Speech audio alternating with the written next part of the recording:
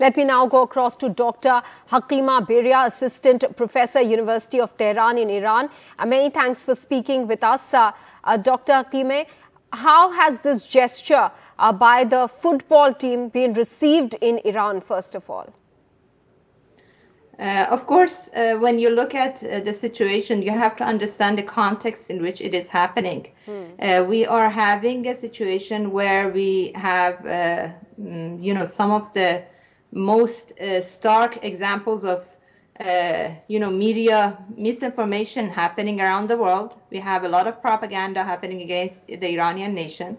And the football team has been under attack from the beginning of, their arrival in Doha. Every day they have been bombarded by different types of questions regarding the situation in Iran. And of course, their very presence there is a sort of solidarity with the people, that they are there as a sort of gesture against all that misinformation that has been happening against Iran. It is the idea that they're not singing the anthem is, makes them any less, their very presence in Doha any less significant, I think is misleading. We have to look at that in the bigger context, that Iran is in a situation that is, I believe that no country has ever experienced before, in a hybrid warfare, in a situation where, the countries, some of the country's media outlets that are the voice of the people have been censored around the world. They have been sanctioned around the world. So I want you and your viewers to put this into the bigger context. Okay. That these players Dr. have Hakime, under very much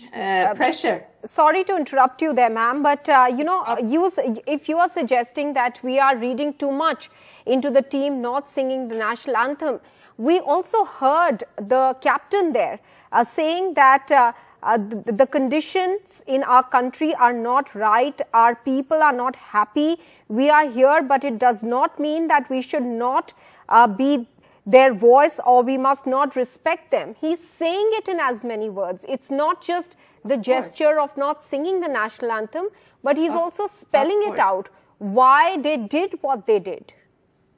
And please understand that many of Iranian patriots have been not happy with them not singing the national anthem. There have been many, fans of the Iranian, national team, that they are asking the same question: why are you not, performing fully for Iran? And of course, the situation in Iran is very much complicated. It is not normal, as you want, as the team. The team members were saying, and that is exactly what I am saying, that we are in a situation where the information environment is not very clear. There is, I have been following some of the international news outlets in this very moment, like some of the stories that are being put out without, without any information that has been verified. There are a lot of allegations that are being put out against the Iranian government. And, it is a hybrid information warfare that is going on. We have to accept that. And in this situation, the players are under the bombardment of information happening. Dr. Hakime, I will not argue with you about what has already happened in Iran, because the world knows that a young woman has died in Iran because she did not cover her head properly.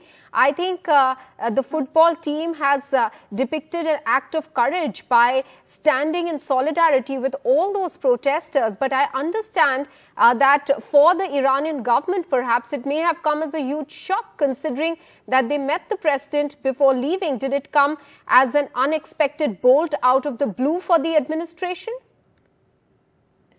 Could you please repeat that question? Did it come as a shock? Did it come as a shock to the Iranian government what the football team has done?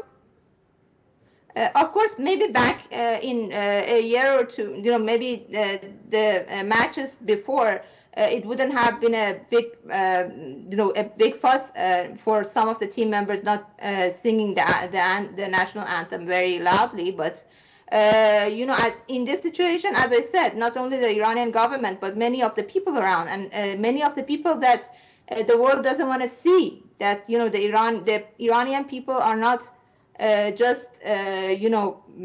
not everyone is in protest, and we have many different many strands of people who are calling for unity in the country. They are calling the people to come together. They are calling the people to come and talk together and try to overcome the very difficult situation that we are in, as the team member was saying, that to do this without the violence that is being shown on the part of some of the protesters, and on the part of some of the people who are trying to take advantage of the very rightful grievances that some of the protesters have. We are seeing that there are people who are separatists, who are trying to take advantage of the situation. And of course, as I said, it is a hybrid warfare. There is an attempt to use any and all of the means available, including the Iranian national football team. We surely do hope that, as you are yourself admitting, that there are rightful grievances on some protesters' part. We hope that they can be heard. Many thanks for speaking with us over here. Let me